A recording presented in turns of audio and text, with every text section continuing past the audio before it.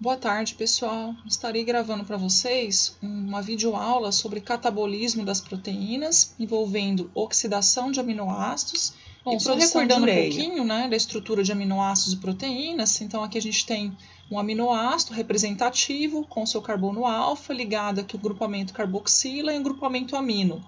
E alguns aminoácidos aqui de importância, como glicina, alanina, lisina, lembrando que esses aminoácidos diferem aí na cadeia lateral, alguns mais polares, outros apolares, carregados positivamente, carregados negativamente e assim por diante.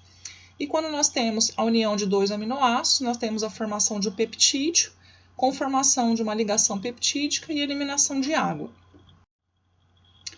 Bom, isso aqui é uma visão geral do catabolismo dos aminoácidos dos mamíferos, tá? É uma maneira bem geral de visualizar, e nós vamos discutir cada ponto separadamente. Então, começando, nós temos proteínas intracelulares, que são degradadas, e convertidas em aminoácidos, e as proteínas da dieta, que são convertidas também em aminoácidos. Quando nós falamos em metabolismo, nós temos que pensar primeiramente que há a remoção do grupo amino, dos aminoácidos, então a primeira parte que nós vamos estudar, falar nesse vídeo de hoje, que é a eliminação de grupo amino, tá? Que vai entrar no ciclo da ureia, que vai ser eliminada. Então, é o produto de excreção do nitrogênio. E aí nós vamos ter a parte que resta, que vai sobrar os esqueletos de carbono, eles vão entrar numa outra via, com conversão de alfa-cetoácidos, que vão entrar no ciclo do ácido cítrico para a produção de energia. E aqui a gente tem aqui uma união entre os dois ciclos, o da ureia com o ciclo do ácido cítrico, que nós vamos comentar. Então, vamos começar primeiro falando, sobre essa questão, como que esse grupo amino é removido e como que isso vai virar ureia, que vai ser esse produto de excreção das proteínas. Então, o principal produto de excreta de uma proteína é a ureia. Então, os destinos metabólicos dos grupos amino, nós vamos discutir cada ponto isoladamente. Então, aqui a gente tem os aminoácidos das proteínas ingeridas. Ocorre uma perda de grupo amino, que vai ser transferida para um componente que é lá do ciclo do ácido cítrico, que é o alfa-cetoglutarato, com formação de glutamato. O que resta são os alfa-cetoácidos, que é o aminoácido sem o grupo amino. Esse grupo amino ele pode ser oriundo também da alanina, lá no músculo. Nós vamos ver como que a alanina do músculo ela perde o grupo amino, converte em piruvato, transfere para um componente aqui que é o alfa-cetoglutarato com formação de glutamato. E ainda o grupo amino ele pode ser transportado na forma de glutamina. Então, glutamina, que vai perder um amino, converte em glutamato. E toda essa amônia que foi gerada aqui, a gente vai ver que isso passa por um processo de desaminação oxidativa, vira amônio. Esse amônio é tóxico, então ele tem que ser eliminado aqui na forma de ureia, tá? Esse é o ponto-chave aqui. Por que tem que ser convertido em ureia? Porque o grupo amônio ele é muito tóxico para o nosso organismo. Então, alguns seres vivos excretam diretamente amônia, por exemplo, como vertebrados aquáticos, peixes. Nós, como vertebrados, excretamos amino na forma de ureia, é o nosso principal produto de excreção de proteínas. E também há alguns animais que excretam na forma de ácido úrico.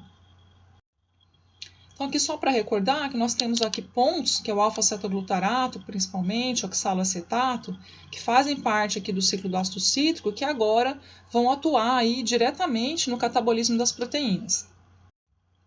Então, antes de nós entendermos o metabolismo, vamos começar lá com a degradação das proteínas da dieta. Então, vamos lá. Começando, ingerindo carne, uma dieta rica em proteínas, o que vai acontecer aqui? A hora que esse alimento chega aqui no estômago, isso vai o quê? Desencadear a liberação do hormônio gastrina, que por sua vez vai induzir a secreção de ácido clorídrico pelas células parietais lá do estômago e também vai desencadear a liberação do pepsinogênio, que é um zimogênio. Esse pepsinogênio vai ser convertido em pepsina nesse pH ácido do estômago, tá? Bom, aí esse conteúdo vai ter que vir para o intestino. Mas o que acontece? Esse conteúdo ácido estimula a liberação de bicarbonato aqui pelo pâncreas, que vai neutralizar esse pH ácido. E ao mesmo tempo nós vamos ter a liberação de zimogênios que estão aqui nas células exócrinas do pâncreas, tá? Por hormônios aí também que vão desencadear a liberação desses zimogênios, que vão então ser convertidos em proteínas ativas. Então aqui a gente tem tripsinogênio, quimotripsinogênio, procarboxipeptidase AI2, que vão converter nas proteínas ativas, que são tripsina, quimotripsina, carboxipeptidases, que vão então fazer a degradação dessas proteínas aqui a nível de intestino.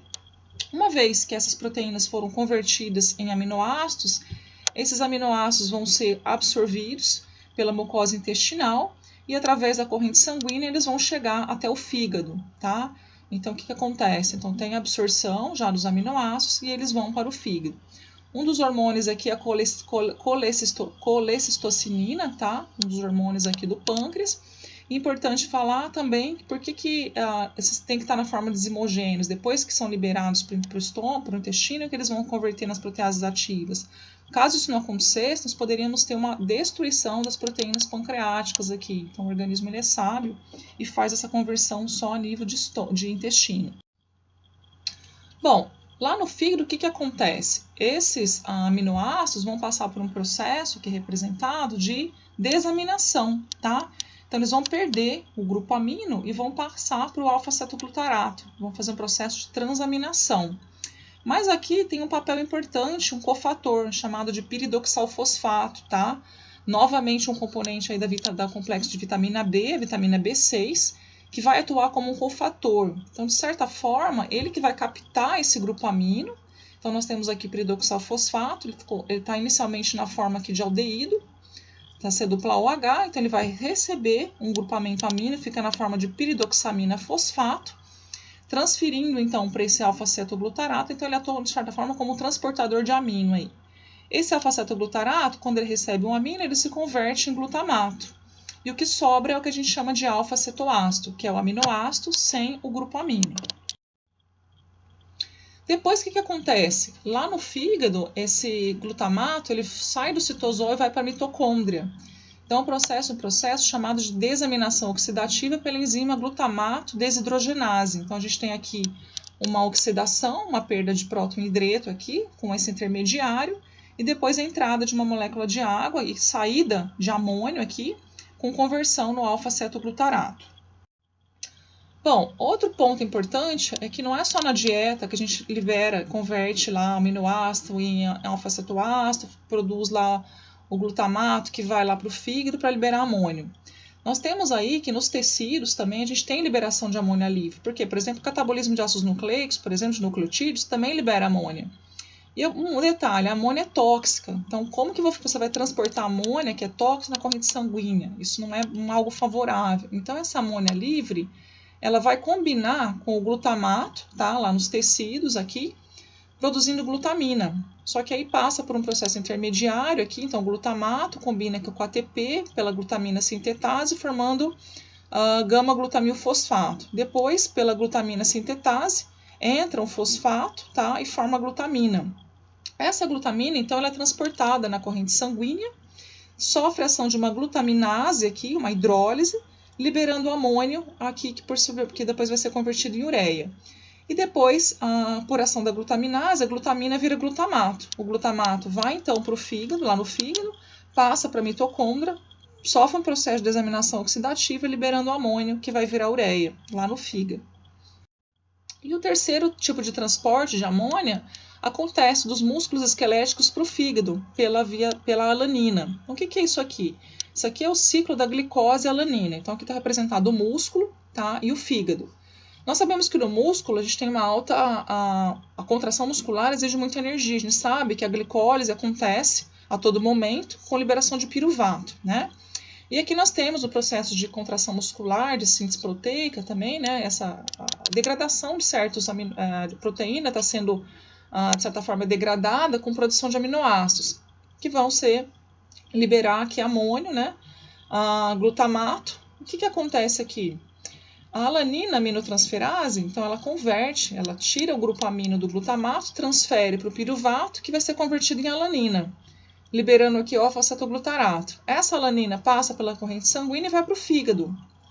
Lá no fígado, essa alanina sofre ação de novo da alanina aminotransferase, tá?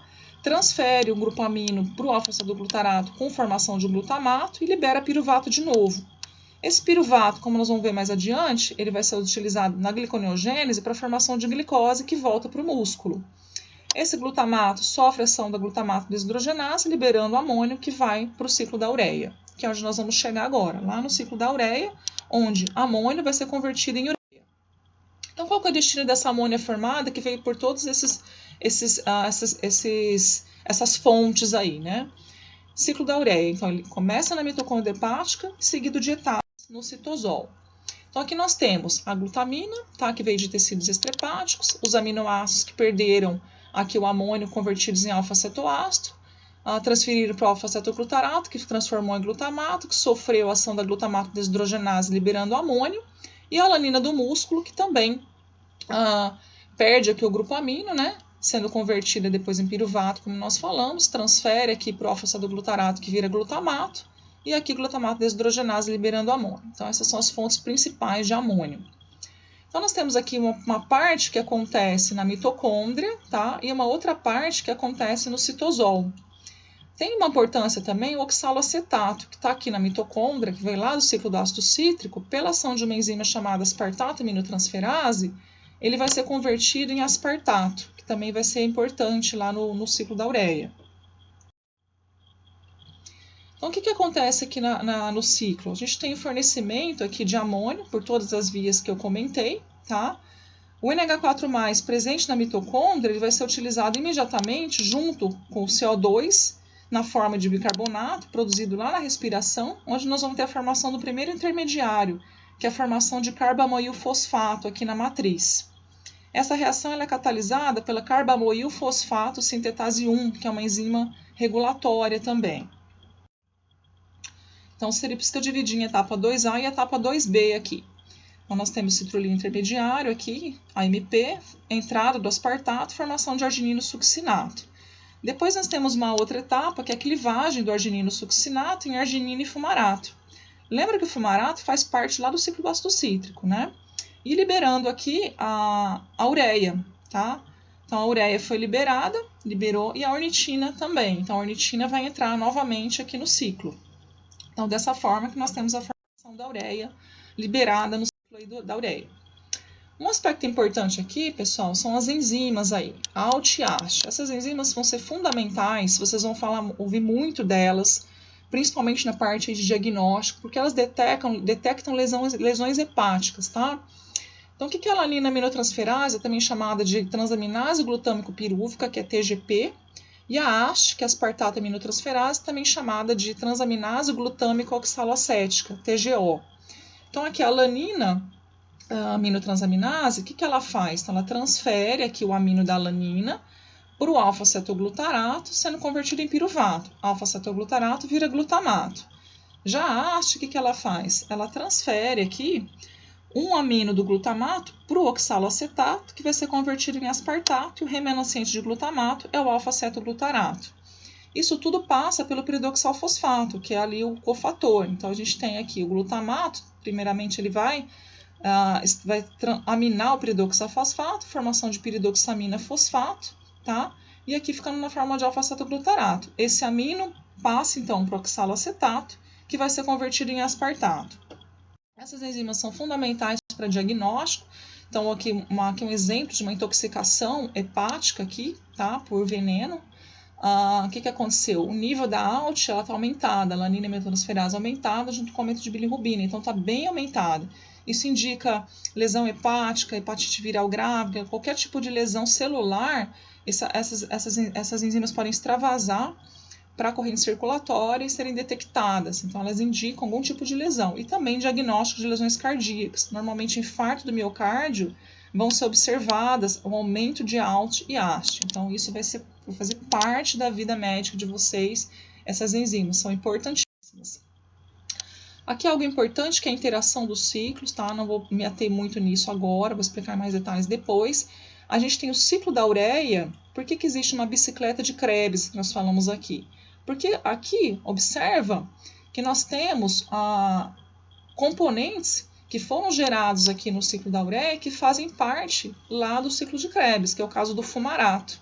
Então, nesse ponto aqui, arginino succinato, quando tem a clivagem, gera arginina e fumarato. O fumarato, ele faz parte do ciclo de Krebs, só que aqui ele está no citosol. Então, ele vai ser convertido em malato, existe aqui uma espécie de transportador de malato que traz ele de volta aqui para o ciclo do ácido cítrico, tá? O oxaloacetato pode ser convertido em aspartato aqui na mitocôndria, passa aqui por um transportador de aspartato, tá? E o aspartato vai entrar aqui no ciclo da ureia, para compor o arginino succinato. Então, existe todo um envolvimento, um engajamento entre ciclo de Krebs e ciclo da ureia. Finalmente, como que esse ciclo da ureia é regulado, tá? Quem que é a enzima regulatória aqui? É a carbamoil fosfato sintetase 1, que vai ser ativada por esse N-acetilglutamato. Mas como que esse N-acetilglutamato ele é formado? Ele é formado a partir de acetil-CoA e glutamato, vai ser estimulado por arginina, tá? E a enzima N-acetilglutamato sintase, então, converte esses dois componentes nesse derivado chamado de N-acetilglutamato. Então, a arginina, ela age aqui como regulador positivo, tá? Estimulando a N-acetilglutamato sintase a formar N-acetilglutamato, que vai agir como regulador positivo em relação a carbamoil fosfato sintase 1. Então, nós vimos aqui essa primeira parte, então, que foi aqui toda a parte aqui do amino. Na próxima etapa, nós vamos falar sobre a via, né, do esqueleto, como que o esqueleto de carbono vai ser catabolizado para gerar derivados que vão entrar no ciclo do ácido cítrico. Certo, pessoal? Então, continuamos aí na próxima aula.